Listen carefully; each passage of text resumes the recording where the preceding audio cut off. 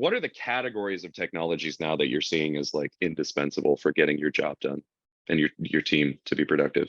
If I were to start, think about the end-to-end lifecycle development. Yeah. Let's start with opportunity assessment. Previously, this was a very highly manual task that people were doing. We needed dedicated BAs for that. Right now, that space is covered by very good technologies. We have task mining that can help you drill down to the task level and get that insight that you need from systems that are not necessarily enterprise systems, because that is where task mining brings value. You can connect the systems that don't necessarily give you particular logs.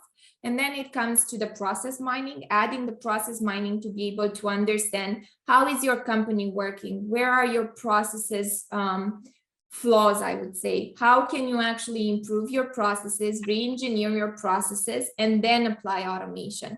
So it starts from the idea of process improvement and process discovery. So you can identify where are your areas and how you can apply automation. And then I would go into the space of, okay, what type of technologies do you want to use for automation? Because not necessarily RPA is always the answer. You can think about system integrations.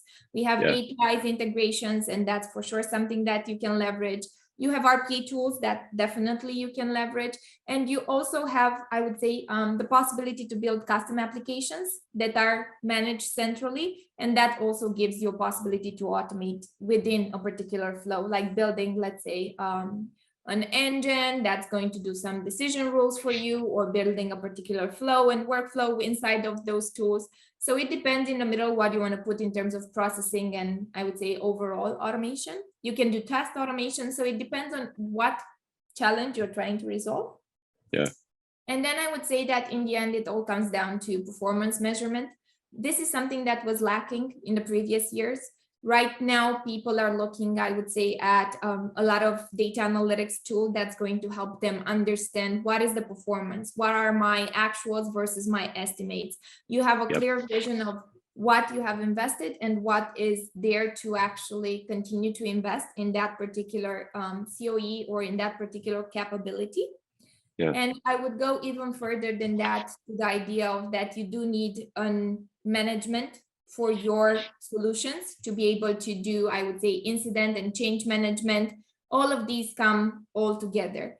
And think about expanding even more, because right now we're talking about inputs that are coming as structured, right? So we're talking about data that comes from systems, data that comes from, let's say, different digital formats, but you also have the possibility to use the new vendors that are in the intelligent document processing space to actually get data from unstructured document that also feds into those automation solutions that you want to build, either with RPA, with integration, or with any other tool that sits within the middle. So I would say that it depends on where are you looking at the stage of the life cycle and what exactly would you need to show the value of those particular stages.